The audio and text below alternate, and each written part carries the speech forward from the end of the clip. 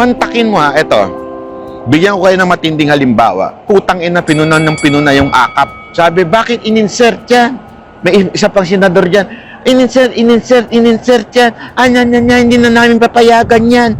Ano ginawa? Kita mo, akap ngayon, nakuha uli, bumalik na. Sa BICAM. Congress ang nag-imbento, hindi naman nag-imbento, nag-push niyan. Kapunta sa Senado, pinuna-kuno. Ay, isang madaldal dyan, yung mangga.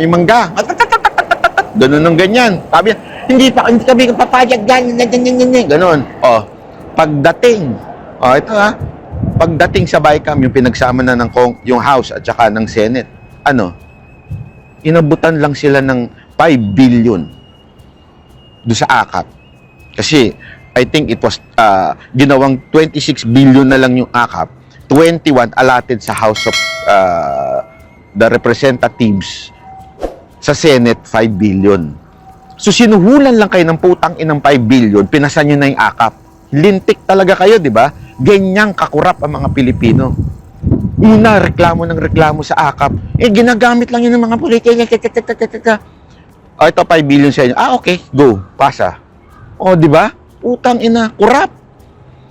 Tapos, expect ninyo na aasenso bayan natin? Nasuhulan lang? Yun na sinasabi natin, kaya napaka-importante mga kababayan, na sana yung mga katulad ni Pastor Kibuloy, iboto natin sa Senado. Diba ho? Kasi alam natin walang korupsyon. Anong proof? Yung kanyang KOJC, mayaman yung kanyang mga tao doon. Yung ginagamit nila, ayos, as in, kumpleto, lahat. Maunlad sila. Kasi nga, zero corruption Ang tolerance ni Pastor Kibuloy, zero. Talagang zero corruption. Ayaw niya ng corruption. So, anong ibig ko lamang pong sabihin, mga kababayan?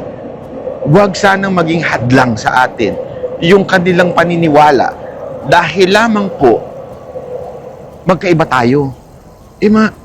Lahat ng senador magkakaiba tayo ng paniniwala. Yung mga iba nga dyan, 80s na siguro, wala nang pinaniniwala kung hindi pera O agnostic, agnostic ba yun? Yun. Bakit kanyo? Ang Panginoon nila, pera Naintindihan natin? Ang kanilang relihiyon, pera. Pero binoboto natin. Ito pa kaya, talagang tunay na kaalyado ng mga Duterte. Subok. Inipit. Sinubukang suhulan. Kaya, nung hindi masuhulan, ginipit. Nanindigan. Tapos di natin iboboto dahil iba lang ang kanilang paniniwala. O, di ba mga kababayan? Sana ho. Kaya comment po kayo at yung mga kababayan natin hindi pa kumbinsido dyan, i-share nyo itong video na ito sa kanila. Para maintindihan nila na hindi ho mahalaga yun. Ang importante yung ginawa niya. Yung kanyang pamamahala ay may kalat din niya ho sa ating bayan. Di ba po? Yun lamang po, sana po, tulungan natin si Pastor Kibuloy na maging senador. Salamat. Napag-isip-isip ko lamang po kasi marami po akong nababasa pag pinopost po natin si Pastor Kibuloy. Although, most of them are Duterte supporter, sinasabi nilang, Duterte supporter ako pero pas ako kay Pastor Kibuloy. Alam nyo, magkaroon tayo ng heart-to-heart talk, ika nga. Let's talk about this. Let's deal with the elephant in the room. May pagganong-ganon pa, di ba? Pag-usapan natin. Bakit kanyo? Kasi, eto marami sa atin, alam natin na si Pastor Kibuloy ay malaking tulong ang ginawa sa mga Duterte. Alam natin ang KOJC ay todo suporta sa mga Duterte. Yung KOJC, yung kanyang group, yung kanyang grupo. Pero marami sa atin, hindi pabor sa paniniwala ng KOJC at ng doktrina na itinuturo ni Pastor Kibuloy. Alam nyo, hindi ko kayo masisisi dahil ako din po ay ganun. Ako din po ay merong alinlangan noong mga panahon na yon sa doktrina ni Pastor Kibuloy. And until now, hindi po ako kaanib ng KOJC. Hindi rin po ako sang-ayon sa lahat ng kanilang pinapaniwalaan. Ito prangkahan lang. Pero gayon pa man mga kababayan, hindi sa akin hadlang yun para iboto ko si Pastor Kibuloy para sa Senado. Alam nyo kung bakit? Tanungin ko ho kayo, pag kayo ho ba boboto ng mga senador, diba? Congressman, o di kaya mayor, inaalam nyo po ba ang relihiyon ng tao na ibinoboto ninyo? Di ba hindi naman po? Inaalam nyo po ba kung pareho kayo ng pinaniniwalaan sa pananampalataya? Hindi naman po. Kailan ho ba kayo nagboto na, iboboto ko itong senador na ito kasi pareho kami ng paniniwala? O di kaya hindi ko iboboto ito kasi hindi kami pareho. Di ba ho? Wala naman ho siguro sa ating ganun. Pero bakit tila pagka si Pastor Kibuloy, medyo yung bias ni natin, ganun na lang? Kasi nga po, alam nyo kung bakit? Na-impluwensyahan po kasi tayo ng paninira at pang-discredit ho ng mga mainstream media kay Pastor Kibuloy. That's the problem, di ba po?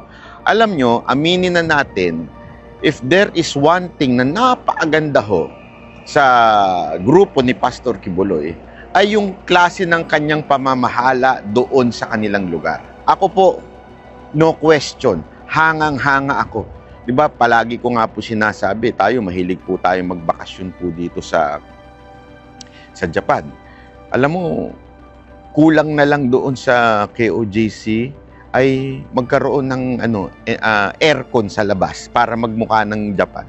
Kasi gano'n kung gaano kalinis po, kung gaano kadisiplinado yung mga tao dito ho sa Japan, gano'n din ho sa KOJC. Pag tiningnan nyo po, tuwing umaga po, alam nyo, tuwan-tuwa ako. Kasi madalas po lagi po tayong naka-check-in sa Bukidnon. Marami nga nagsasabi, bakit dyan? Ang ingay-ingay dyan. Red light dyan, ang gulo-gulo. Kasi sa Bukidnon po, hanggang madaling araw bukas ang mga restaurant. Lahat po doon bukas hanggang umaga. As in, umaga ho. Pero sobrang kalat ho nun. Pero sa umaga, magugulat ka, ang linis. I mean, part sa kanila yun nung umiinom, sa kanila, kultura na sa kanila, kahit nga yung mga boss nila sa kumpanya parang inire-require yung kanilang mga empleyado na after work, inom ganun sa kanila yung kultura nila. So, party-party sila, kasiyahan sila, pero sa umaga, asahan mo, ang linis. Bakit? Yung mga tao, yung mga janitor, di ko alam kung yung mga may-ari ng mga store, nililinis nila yung harapan. As in yung mga ganito, halimbawa, yung mga ganyan sahig na ganyan, minamap po nila yan. At hindi lamang po mga staff ang gumagawa niyan, pati po yung may-ari na mga store doon, yung harapan nila, nililinis nila. Ganun po sila. Alam niyo kung anong naalala ko doon? Mga taga-KOJC. Taga-KOJC, ganyan din po pag pupunta ka doon sa loob ng kanilang compound. Ay, grabe. Ewan ko ba bakit ang linis-linis, ang ganda-ganda, yung ma-amaze ka Ito, hindi ho ito OA ma-amaze ka pag nagpunta ka doon. Kaya nga sabi ko sa kanila, ini-encourage ko yung mga taga-pamunuan ng KOJC, ma'am, buksan nyo ito sa public. Kaya lang siyempre, kasi minsan tayo, may mga ugali tayo mga Pilipino na kulang ba sa respeto? Sa kanila, pagka holy place, it's really a holy place, di ba? Ganun nila i-treat. Kaya sa kanila, the entire kingdom, yung kanilang compound is a holy place, so dapat malinis, maayos. Kaya sabi ko, sana ipakita nyo ito sa iba, sa public, kasi maganda ho talaga. Ma-amaze ka. Parang kung sabi ko nga, aircon na lang ang kulang, parang Japan na sa kalinisan, sa kagandahan. If there is one thing na meron si Pastor Kibuloy ay yung galing sa pamamahala. Galing sa administration. Alam mo, marami kasing gift Anong sabihin ng gift? Ibig sabihin, calling mo bilang isang tao. Diba? Hindi ka naman umusbong dito bilang singaw lang. Umusbong ka sa mundo dahil may panawagan ka. Kaya binibigyan ka ng Lord ng gift. Gift of leadership, iba-iba yan. Gift of teaching, diba? Marami yan, iba-ibang klase ng gift. If there is one thing na gift ni Pastor Kibuloy, ang administration. Ano ibig sabihin nun? Kaya niya yung yung lahat ng kanilang patakaran, rules and regulation, nakasulat yun doon, na kumpleto talaga yung masasabi mong, wow, organisado itong grupo na ito. Oh, marami nga nagsasabi sa inyo, bakit di nila mapuno ang mga rally-rally, ganyan-ganyan. Kasi sa totoo lang, religious organization po sila. Kalat po sila sa buong mundo. Kung saan-saan po sila, hindi po sila yung tipo na nare-retain lang doon sa iisang lugar. Kasi nga po, yun ang payo. Yun ang kanilang pinaniniwalaan. At yun din naman talaga ang sinabi ng ating Panginoon, di ba? Go and make disciple of all nation. Ibig sabihin, kumalat kayo. Hindi yung magkumpul-kumpul lang kayo, magsama-sama kayo dyan, tapos kayo magbulahan. Hindi ganun. Ang sinasabi, go and make disciples of all nations. Ibig sabihin, nagpupunta sila. Kaya kahit saan kang pumuntang bansa, lagi ho silang merong parang chapter, ika nga. Di ba? Meron silang ganun. Kaya kalat-kalat po sila. Hindi ho nila kaya mag-gather as one na maramihan. Kasi yan din ang tanong ko noon. Sabi ko, akala ko ba milyon-milyon ng membro ng KOJC? Bakit hindi naman nung nagkaroon ng SIDS, hindi nagpunta lahat? Sabi, syempre, nasa ibang bansa yung iba. Alam naman, magbiyahe pa, hindi naman ganun kadali ang magbiyahe, lalong-lalo na pag ikaw ay OFW, napaka-importante na ikaw ay nasa trabaho mo lang, di ba? Hindi ka naman pwedeng mag-leave. So, kalat po kasi sila. And yet, itong maganda dito, dito mo makikita yung leadership.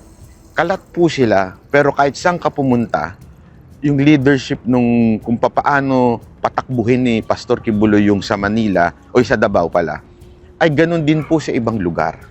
Paano ginagawa yun? Ano yung leadership ang tawag doon? Administration. Kaya mong gawin yan. So, nakalista kung kailan pupunta si Pastor sa mga lugar na yan para i-disciple yung mga tao niya, mga ministro niya. Kung papaano sila, itinutur nila, ganun sila eh. As in, organisado, ika nga. And because of that, I think Pastor Kibuloy is more than enough. Masasabi natin na sobrang nilagpasan niya yung ibang mga senador natin. Nilagpasan niya yung ibang mga public official natin pagdating po sa galing sa administration. So mga kababayan, ibig lamang pong sabihin nun, he deserved to be in the Senate. Kasi isipin nyo ito isipin nyo na mabuti ito. Yung mga wala ngang kwentang senador, binoboto natin eh. Yung konti lang ay pinakita, binoboto natin eh. At ito pa matindi. Tayong mga Pilipino, boto tayo ng boto na ayon sa kanilang pangako. Di ba? Ang hilig natin bumoto, kasi ito si pangako, may pangakong ganito, may pangakong bibigyan kami ng ganito, pangakong ganyan, may pangakong magsiservisyo, may pangakong ganun. Iilan lang po ang mga senador na masasabi nating tumupad sa ganyang klaseng pangako. Di ba ho? Si Pastor Kibuloy, hindi pa nangangako, ginawa niya na. Ginawa niya na po ito sa kanyang kongregasyon. Ginawa niya na po ito sa kanyang lugar. Sabi nga may exhibit na siya. Kung si Pangulong Duterte may Davao, may as exhibit, kaya natin siya binoto bilang Pangulo. Kasi gusto natin yung peace and order ng Davao, katahimikan ng Davao, safety ng Davao ay mapunta din sa buong Pilipinas. Alam mo, si Pastor Kibuloy may ganun din po. Yung kagandahan, kagalingan niya ho sa pag-organize, sa pag-ayos sa KOJC ay maaari din po natin maging halimbawa yan pag ginawa niya ho yan sa buong Pilipinas bilang senador. Kasi alam nyo, perfect eh. Perfect si Pastor Kibuloy para maging senador. Kasi dyan siya magaling eh. Yung gumawa ng batas.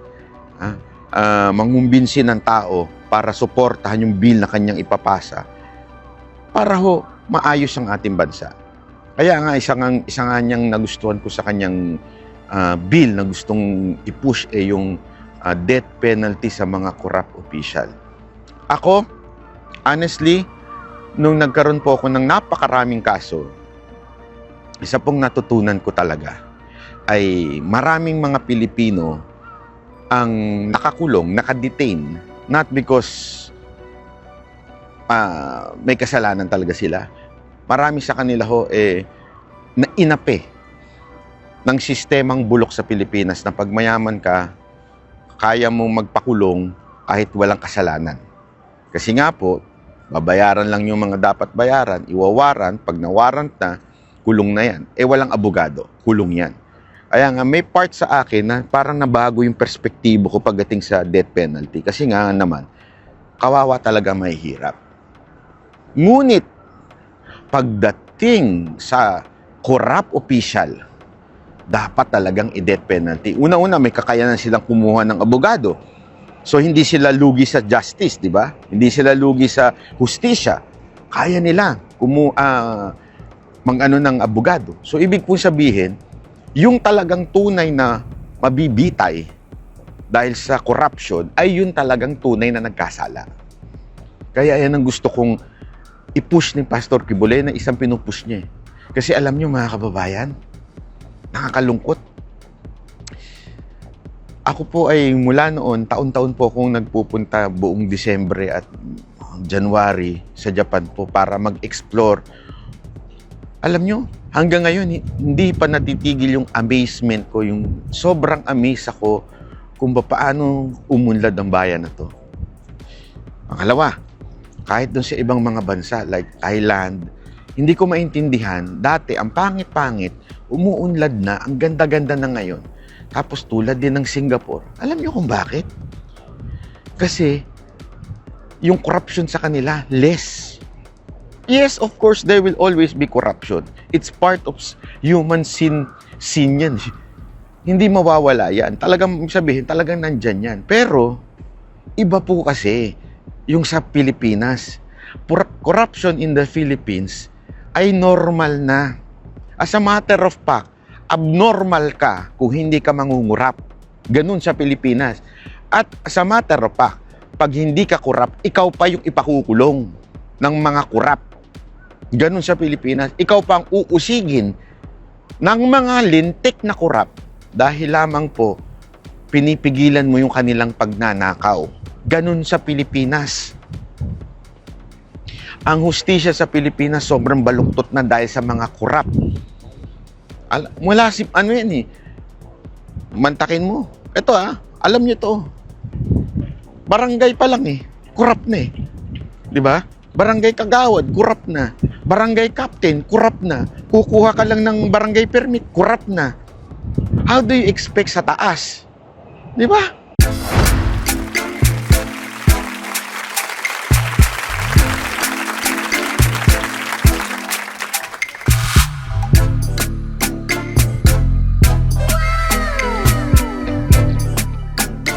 The next performance will start momentarily.